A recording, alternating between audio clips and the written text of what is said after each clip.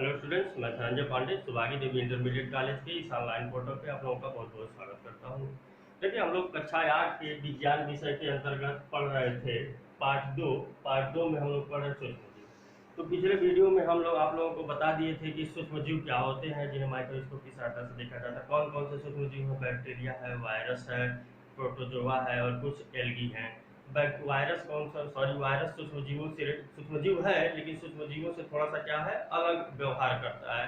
क्या व्यवहार अलग करता है यह आपको बता दिए थे कि जब तक ये किसी जीव के संपर्क में नहीं आएगा तब तक इसमें एक द्विगुणन करने की, जनन करने की क्षमता विकसित नहीं होती, जो एक सजीव का लक्षण है। इसलिए इसको सजीव से थोड़ा सा अलग रखा जाता है वायरस को। वायरस से होने वाले रोग कोविड-19 के विषय में भी बता दिए थे हम आप लोगों को। वायरस से होने वाला रोग पोलियो और उसके बाद सर्दी, जुकाम, फ्लू और क्या चिकन पॉक्स यानी छोटी माता बड़ी माता, इसके बारे में बता दिया था हमने। फिर जीवाणु का है कि जीवाणु सूक्ष्मजीव रहते कहाँ हैं, यह भी हमने आपको बता दिया। जहाँ नमी होता है या जो मॉइस्चर वाला जो जगह होता है, अक्सर सूक्ष्मजीव वहीं पर पनपते हैं। दूसरी चीज आप लोग का था कि ये मतलब ये जो जीवाणु है ये कैसे क्या काम करता है, जो कवक है ये कैसे और क्या काम करता है, और जो प्रोटोजोआ है ये कैसे क्या काम कहाँ पाया जाता है, इससे होने वाले कुछ रोगों को बता दिए थे। ठीक, इसके बाद हम लोग पढ़ रहे थे क्या कि ये जो सूक्ष्मजीव है, सूक्ष्मजीव और हम, तो हमारे लिए सूक्ष्मजीव कैसा व्यवहार करते हैं। तो हमारे लिए यानी मनुष्य के लिए या फिर पेड़ पौधों के लिए या फिर जानवरों के लिए, हम मतलब क्या कि सिर्फ मैंने हम मतलब सब होता है। ठीक, तो हम मतलब क्या है कि पेड़ पौधे, मनुष्य, यानी कि हमारे इस पर्यावरण में जो लोग, हमारे आसपास जो लोग मौजूद है, सब मिला के तो हमारे लिए कैसे लाभदायक है, कैसे हानिकारक है। तो इसके आधार पर दो वर्गों में विभाजित किया गया था इसे। तो पहला वर्ग था मित्रवत, क्या था? मित्रवत सूक्ष्मजीव, मित्रवत सूक्ष्म जीव, या इसी को क्या कहा जाता है, लाभदायक सूक्ष्म जीव, लाभदायक सूक्ष्म जीव, मित्रवत सूक्ष्म जीव कह लीजिए चाहे लाभदायक सूक्ष्म जीव कह लीजिए। ठीक, तो क्या है कि मित्रवत सूक्ष्म जीव या लाभदायक सूक्ष्म जीव, आपने देखा होगा कि दही जो बनता है, दूध से जो दही बनता है, ठीक है, तो फिर लिख लीजिए, दूध से दही। तो दूध से दही जो बनता है, आखिर ये दूध से दही कैसे बनता है?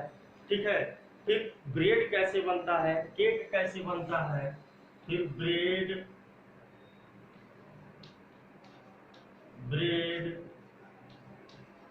एवं केक ये कैसे बनता है।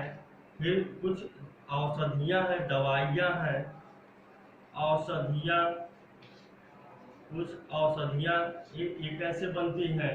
ठीक है, तो आप इसको देखिएगा, इस प्रकार से हमारे लिए क्या है, मित्रता प्रदर्शित कर रहे हैं कि नहीं प्रदर्शित कर रहे हैं। देखिए, दूध से जो दही बनता है वह बनता है किसके कारण? एक जीवाणु के कारण बनता है। एक जीवाणु होता है जो दही में पाया जाता है, दूध से दही को जमाने के लिए प्रयुक्त होता है। जब देखे होंगे आप लोग, आपके बुक में भी दे रखा है कि लड़की होती है, उसने अपनी माँ को देखती है कि रात में गुनगुने दूध में, और माँ क्या करती है, उसमें थोड़ा सा दही डालती है जिससे पूरा दूध दही का रूप ले लेता है। तो उस दही में होता क्या है? दही में होता है आपका लैक्टोबैसिलस नामक जीवाणु। जीवाणु जिसका क्या नाम है?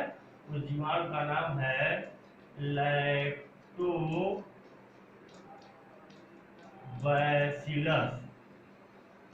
तो लैक्टोबैसिलस नाम का जीवाणु होता है, और इसी जीवाणु के कारण बनता क्या है? दूध से दही।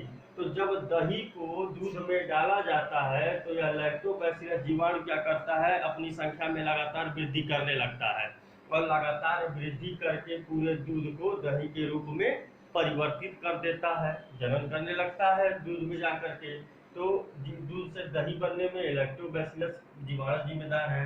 ठीक, अब ब्रेड एवं केक कैसे बनता है? ब्रेड एवं केक, एक चीज दूध से और भी चीज बनता है, पनीर बनता है। दूध से ही क्या बनता है? पनीर बनता है। तो दूध से पनीर,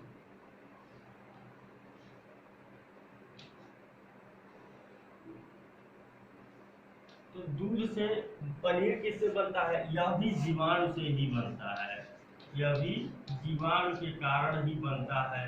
तो दूध से पनीर कैसे बनाते हैं? आप लोग देखते हैं कि दूध में क्या करते हैं, कोई खट्टी चीज गर्म होता रहता है और खट्टी चीज डाल करके उसको उसको क्या कर, खट्टी चीज डालते हैं तो जैसे दूध क्या होता है, पानी अलग हो जाता है और थक्के के रूप में मिलता है, यानी जिसे पनीर कहते हैं, हम लोग को पनीर प्राप्त होता है। ठीक है, तो दूध से जो पनीर मिलता है, पनीर बनता है, वो भी किसके कारण बनता है? जीवाणु के कारण। तो इस जीवाणु का नाम जो होता है वो होता है स्ट्रेप्टोकाकस कोकाई। स्ट्रेप्टोकाकस कोकाई के कारण क्या होता है, इसका जीवाणु के कारण दूध से पनीर बनता है। अब ब्रेड एवं केक किससे बनता है? तो ब्रेड एवं केक बनता है आपका कवक के कारण, कवक से बनता है ब्रेड एवं केक। उस कवक का नाम क्या है? उस कवक का नाम है आपका ईस्ट। उस कवक का नाम है ईस्ट। यह ईस्ट कैसा होता है? पाउडर के रूप में होता है, पाउडरी फॉर्म में होता है। तो उस पैकेट में आता है पाउडर।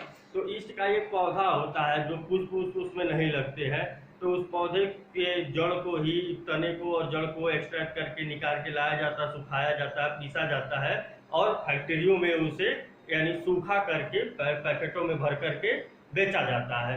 तो होता क्या है कि ईस्ट जो सब मैदा, ब्रेड एवं केक बनाने के लिए मैदा जनरली उपयोग किया जाता है।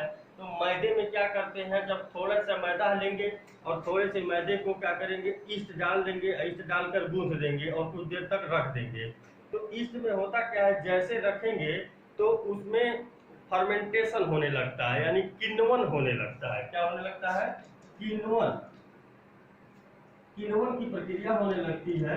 तो किण्वन होने से, किण्वन किण्वन जब होने लगता है तो किण्वन यानी कि किराना समझ लीजिए। हाँ, तो किण्वन जब होने लगता है, फर्मेंटेशन होने लगता है, तो कार्बन डाइऑक्साइड गैस उत्पन्न होती है। कौन सी गैस उत्पन्न होती है? कार्बन डाइऑक्साइड, जिसे लिखते हैं CO2, ऐसे लिखते हैं। तो यह कार्बन डाइऑक्साइड गैस उत्पन्न होती है और कार्बन डाइऑक्साइड गैस उत्पन्न होने से जो मैदा है, मैदे में जाली बनने लगता है। गैस जब बनेगा, गैस निकलेगा, तो गैस कैसे निकलेगी? जब गैस निकलेगा तो उसमें जाली बना लेता है। जब जाली बनाएगा तो मैदा क्या हो जाता है? फूल जाता है। तो मैदा फूल जाएगा, यानी कि कम ही मैदा था, ज्यादा मैदा हो गया। तो यह इसका उपयोग इसका किसमें किया जाता है? ब्रेड एवं केक के निर्माण में किया जाता है। इसी ईस्ट का उपयोग पुराने समय में इसी ईस्ट का उपयोग अल्कोहल यानी कि दारू बनाने के लिए भी किया जाता था। अब भी किया जाता है इस ईस्ट का उपयोग अल्कोहल बनाने में। कैसे होता है कि अनाज लिया जाता था और अनाज को लेकर के एक कंटेनर में रख दिया जाता है और उस कंटेनर में क्या किया जाता है? पानी डाल दिया जाएगा और थोड़ा सा ईस्ट डाल दिया जाएगा। क्या होगा? अनाज सड़ जाएगा। और जब अनाज सड़ जाएगा यानी कि किण्वन हो जाएगा, किण्वन हो जाएगा तो उसमें से अल्कोहल आपका तैयार हो जाता है। छान के अलग कर लेते हैं और अल्कोहल हम निकाल लेते हैं उसमें से। प्रयोग के लिए आपकी किताब में दे रखा है। आप करेंगे क्या कि मान लीजिए आपको प्रयोग इसका देखना है, तो आप देखेंगे क्या कि आप एक गिलास पानी ले लीजिए, उसमें चीनी डाल दीजिए।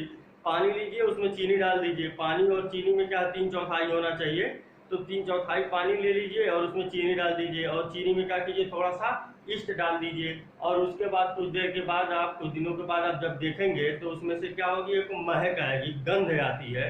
वो गंध किसकी होती है? अल्कोहल की होती है। और आपको ऐसे प्रैक्टिकली देखना है तो बरसात के मौसम में कवक ज़्यादा उगते हैं। तो कवक, इसका अगर प्रैक्टिकली देखना है तो चीनी को बरसात के मौसम में कभी बंद डिब्बे में रहेगा जिसमें हवा पास हो रही है, तो जब गलता है तो उसको महक के देखिएगा, थोड़ा सा अल्कोहल की तरह स्मेल आता है। तो यह ईस्ट अल्कोहल बनाने में भी उपयोग किया जाता है। ठीक, तो ब्रेड एवं क्या है, ब्रेड एवं केक बनाने में, अल्कोहल बनाने में, ठीक है, तो कवक का उपयोग ब्रेड, केक, अल्कोहल ले लीजिएगा, अल्कोहल बनाने में, दोनों सब में उपयोग हो जाता है। सन 1857 में, क्या है, 1857 में लुई पास्चर, क्या नाम है इनका, Louis Pasteur, Louis Pasteur, Louis Pasteur नामक वैज्ञानिक ने, लुई पास्चर नामक वैज्ञानिक ने, लिख देते हैं पूरा, लुई पास्चर नामक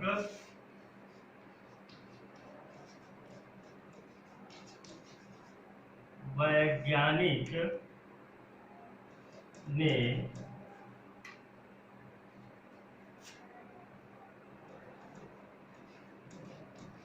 किण्वन का खोज किया था। ठीक है, तो ये किण्वन का खोज किसने किया था, लुई पास्चर नामक वैज्ञानिक ने किया था। कब पे, 1857 में। किण्वन क्या है, किण्वन का मतलब जैसे कहते हैं ना भोजपुरी में आप लोग किरा गई बा, तो वही क्या है कि सड़ जाना, किरा जाना, वही से बना है किण्वन, अंग्रेजी में फर्मेंटेशन कहते हैं। ठीक है, तो अब क्या है कि औषधियों में भी उपयोग होता है, अभी देखेंगे हम लोग, इसको मिटाते हैं, नोट कर लीजिएगा आप लोग। ठीक, तो ये सूक्ष्म जीव क्या है, मित्रवत सूक्ष्म जीव में इतना आप लोगों ने देख लिया, दूध से दही बन गया, फिर ब्रेड बन गया, फिर क्या है, केक बन गया, पनीर बन गया। ठीक है, और अब औषधियों में भी है, तो सूक्ष्म जीव का वाणिज्यिक उपयोग, सूक्ष्म जीव का वाणिज्यिक उपयोग है। नेक्स्ट हेडिंग है आपका कि सूक्ष्म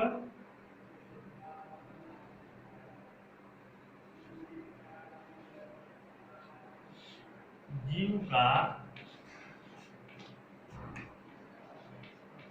वाणिज्यिक उपयोग। तो वाणिज्यिक उपयोग कहने का तात्पर्य हमारा क्या है,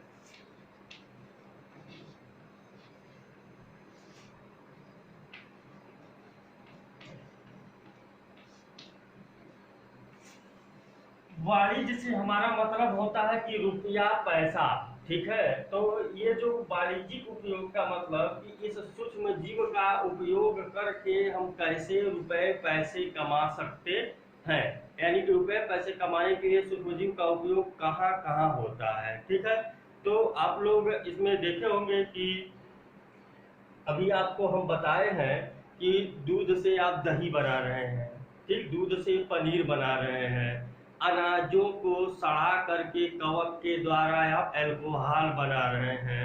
तो इन सब चीजों से आखिर क्या होगा, आखिर इन सब चीजों से क्या होगा, पैसा ही तो मिलेगा। अल्कोहल बेचेंगे तभी पैसा मिलेगा, पनीर बेचेंगे तभी पैसा मिलेगा, आप दही बेचेंगे तभी पैसा मिलेगा। ठीक है, तो क्या है, इन सब चीजों का उपयोग पैसा कमाने में किया जा रहा है, नहीं किया जा रहा है। तो ये है आपका सूक्ष्म जीवों का वाणिज्यिक उपयोग। ठीक, अब औषधि निर्माण में सूक्ष्म जीवों का कैसे उपयोग होता है। ठीक, औषधि निर्माण में सूक्ष्म जीवों का उपयोग कैसे है,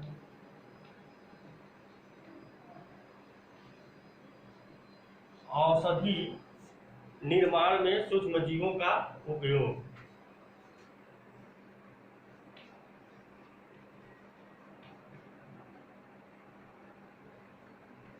औषधि निर्माण में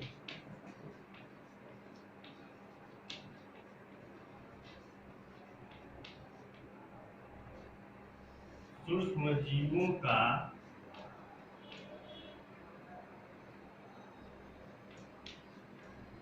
उपयोग।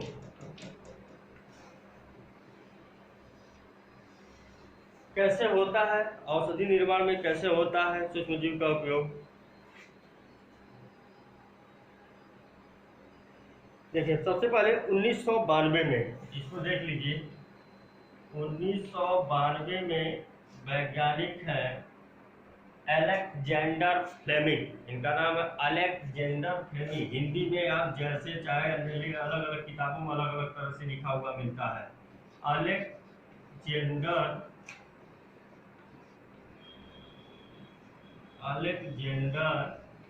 फ्लेमिंग,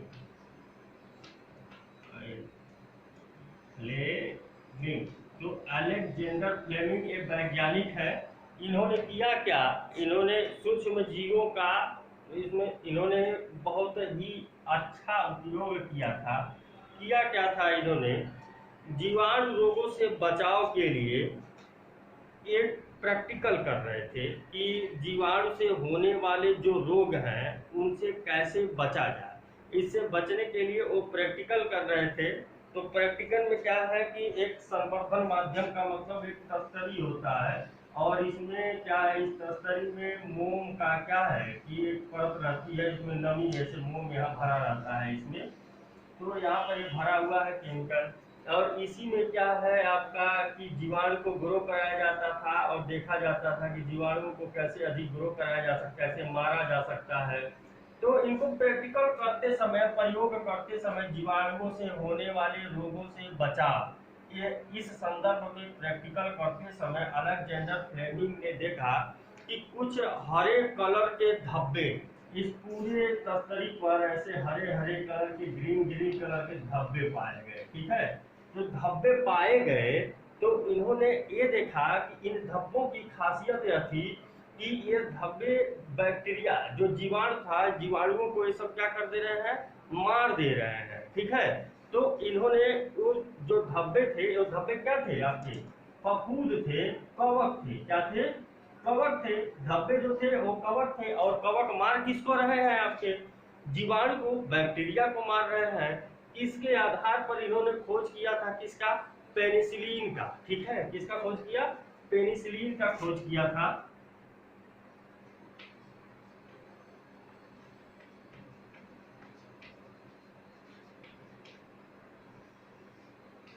किसी किताब में आपको पेनिसिलिन लिखा रहता है, कहीं पेनिसिलिन लिखा रहता है, तो आप पेनिसिलिन जैसे भी आप लिखिएगा, बात को इंग्लिश में जो उसका मीनिंग है, तो हिंदी में क्या है, रूपांतरण करके उसको अलग अलग किताबों में अलग अलग तरह से लिखा गया रहता है। तो जो क्या है कि आपको जैसे भी आप लिख लीजिए उसको, ये सही है। ठीक है, तो पेनिसिलिन, पेनिसिलिन का खोज किया किसने, अलेक्जेंडर फ्लेमिंग ने। कब, 1992 में। कैसे किया, कि जीवाणुओं को मारने के लिए, जीवाणु से होने वाले रोगों से रक्षा करने के लिए यह उस विषय पर खोज कर रहे थे। खोज करते वक्त उन्होंने संवर्धन माध्यम में तस्तरी पर देखा, कुछ हरे हरे कलर के धब्बे दिखाई दिए। वे धब्बे क्या थे, कवक थे, और उस कवक में क्षमता थी कि बैक्टीरिया को मार दे रहे थे। और इसी तथ्य पर उन्होंने क्या किया, पेनिसिलिन का निर्माण कर दिया। ठीक है, तो यह क्या है कि औषधि निर्माण में उपयोग हुआ सूक्ष्मजीव का कि नहीं हुआ, सूक्ष्मजीव है ना कवक, तो कवक का जो उपयोग हुआ कि नहीं, पेनिसिलिन का निर्माण हुआ। तो इस प्रकार से शुरुआत हुई औषधियों के निर्माण में, क्या है, कवक की। दूसरा नेक्स्ट आपका एंटीबायोटिक्स है। क्या है, एंटीबायोटिक्स। एंटीबायोटिक्स, बहुत सारे एंटीबायोटिक्स हैं। ठीक, बहुत सारे एंटीबायोटिक्स हैं जो आपको क्या है कि तबीयत खराब होने पे लगाया जाता है इंजेक्शन के रूप में या दवा के रूप में। एंटी मतलब क्या होता है, एंटी मतलब कि एंटी का कहते हैं ना, गाँव में भी बोलते हैं कि उसका एंटी है, वो इसका एंटी है। एंटी मतलब विरोधी, विरोधी किसका, बायोटिक्स। यानी कि जीवाणु से जो रोग होता है, जो जीवाणु से रोग होता है उसके खिलाफ क्या है, उसका विरोधी है ये, जीवाणु से होने वाले रोग का विरोधी है। यानी कि जब ये शरीर में जाएगा तो अगर कोई रोग ऐसा हुआ है कि जिसके लिए कोई जीवाणु कारक है, तो उसे जीवाणु का ये विरोधी होता है। जब दवा खाएंगे एंटीबायोटिक्स या फिर इंजेक्शन लगाएंगे एंटीबायोटिक्स, तो आपके शरीर में जा करके उस जीवाणु को क्या कर देता है, मार देता है, ये एंटीबायोटिक्स।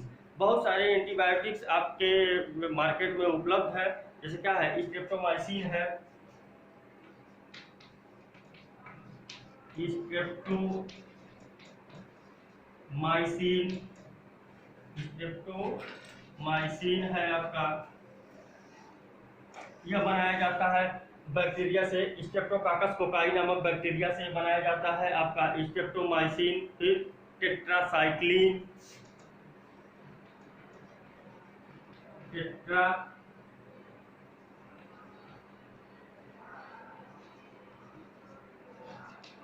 टेट्रासाइक्लिन, यह भी एंटीबायोटिक्स है आपका। फिर एरिथ्रोमाइसिन,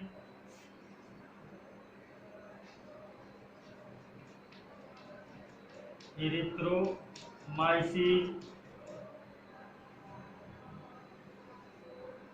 ठीक, तो ये सारे क्या है, ये सारी चीजें जो है स्ट्रेप्टोमाइसिन, टेट्रासाइक्लिन, एरिथ्रोमाइसिन, ये सब क्या है, एंटीबायोटिक्स हैं जो किससे बनाए जाते हैं, सूक्ष्म जीवों से बनाए जाते हैं। और ये करते क्या है, हमारे शरीर के अंदर अगर जीवाणु के कारण कोई रोग हुआ है तो उसको मारने का, उसको खत्म करने को, जीवाणु को खत्म कर देंगे और खत्म करके हमारे शरीर की रक्षा करेंगे। ये हिदायत है आप लोगों को कि कभी भी एंटीबायोटिक्स का उपयोग बिना किसी बीमारी के हुए, बिना जीवाणु वाला बीमारी जो होता है, बिना जीवाणु वाले बीमारी के हुए एंटीबायोटिक्स का उपयोग न करिएगा, और बिना डॉक्टर के सलाह के एंटीबायोटिक्स का उपयोग न करिएगा। क्यों? क्योंकि होता क्या है कि जैसे आपको बीमारी नहीं है, बीमारी नहीं है का मतलब कि जीवाणु आपके शरीर में प्रवेश नहीं किया है और आपने एंटीबायोटिक खा लिया, तो जो इस एक काम कैसे करता है एंटीबायोटिक कि जब आपके शरीर में कोई इन्फेक्शन हुआ, यानी कि जीवाणु गया, तो हमारा शरीर क्या करता है, उसको पहचानता है जीवाणु को, और जीवाणु से लड़ने के लिए शरीर अपने अंदर एक प्रतिरक्षा तंत्र बनाता है, यानी कि इम्यून सिस्टम मजबूत करता है। जो अभी हम लोग कोविड-19 से लड़ने के लिए इम्यून सिस्टम मजबूत करने के लिए खा रहे हैं ना, कि लहसुन ज़्यादा खा रहे हैं, काढ़ा पी रहे हैं, तरह तरह के शाकाहारी भोजन कर रहे हैं, तो ऐसे क्या करता है, प्रतिरक्षा तंत्र हमारा बनाता है, एंटीबॉडी बनाता है शरीर में, और उस क्या करता है, उस बैक्टीरिया को मार देता है। अब एक बार एंटीबॉडी बन गया तो वह क्या है कि हमेशा रहेगा, जब भी उस टाइप का बैक्टीरिया आएगा तो उसको पहचान कर मार देगा। आपको बीमारी नहीं हुआ है और आपने खा लिया, तो जब आपने एंटीबायोटिक्स खाया तो जो लाभदायक जीवाणु आपके शरीर में है उनको क्या करेगा, यह दवा मार देगा। पुनः आपको जब रोग होगा कोई जीवाणु वाला, और आप क्या है उसके बाद जब दवा खाएंगे तो दवा का असर आपके शरीर में नहीं रहेगा, यानी दवा जल्दी काम नहीं करेगी, हैवी डोज देना पड़ेगा आपको, ठीक है। इसीलिए डॉक्टर क्या करते हैं, आप लोग डॉक्टर के पास जाते हैं तो डॉक्टर आप लोगों को दवा देता है तो जल्दी ठीक नहीं होता, तो कहते हैं हम लोग गए डॉक्टर के पास गए थे, 5 बार दवाई लाए, ठीक है नहीं हुआ बुखारवा, और फलाने डॉक्टर के पास गए थे, एक बार इतना हार्ड दवाई दी, एक बार में ठीक हो गया। ये गलत है, ऐसा नहीं करना चाहिए। जो डॉक्टर आपको 5 दिन लगा रहा है वह डॉक्टर आपके साथ भलाई कर रहा है, आपके शरीर के साथ खिलवाड़ नहीं कर रहा है। जो एक बार दे रहा है दवाई, ठीक हो जा रहे हैं, वो खिलवाड़ कर रहा है। क्योंकि एक बार अगर हैवी डोज की दवा खा लिए आप, तो क्या है कि बाद में फिर जब रोग होगा तो उससे भी हैवी खाना पड़ेगा, फिर उसके बाद उससे भी हैवी खाना पड़ेगा, तो फिर कहाँ से ले आएंगे दवा, जल्दी आपकी इम्यून सिस्टम खराब हो जाएगी, आप रोगी हो जाएंगे, यानी रोगों से ग्रसित हो जाएंगे। इसलिए कभी भी पहले हल्की दवा का उपयोग ना किया जाए तो ही ठीक है। बहुत अगर नहीं गंभीर परिस्थिति बन रही है तो दवा का उपयोग करिए डॉक्टर के सलाह पर, लेकिन एक क्या है कि वेल सर्टिफाइड डॉक्टर के सलाह पर ही दवा का उपयोग करिए तो सही रहेगा, ठीक। इसके अलावा भी जो कुछ एंटीबायोटिक्स हैं, जो पशु आहार होता है, जो मुर्गे पालन में जो दिया जाता है, दाना मुर्गियों को दिया जाता है, तो उसमें भी एंटीबायोटिक मिला करके दिया जाता है कि पशुओं, चूँकि क्या है कि पशु ऐसे ही रहते हैं गंदगी में, तो अगर साफ सफाई से भी रहते हैं तो उनके शरीर पर जीवाणुओं के बैठने का खतरा काफ़ी अधिक रहता है, तो उनके अंदर जीवाणु ना प्रवेश करें शरीर में, तो इसके लिए क्या है, उनके आहार में, उनके दाने में एंटीबायोटिक्स मिला करके दिया जाता है, ठीक है। अब इसके बाद क्या है, टीका है, वैक्सीन है, ठीक। तो वैक्सीन है, फिर उसके बाद है मिट्टी की उर्वरता बढ़ाने में कैसे उपयोग किया जाता है, हम लोग नेक्स्ट वीडियो में देखेंगे उस टॉपिक को, ठीक है। तब तक आप लोग इसको पढ़िएगा ध्यान से, कोई समस्या होगी तो आप अपने ग्रुप में पूछ लीजिएगा। धन्यवाद।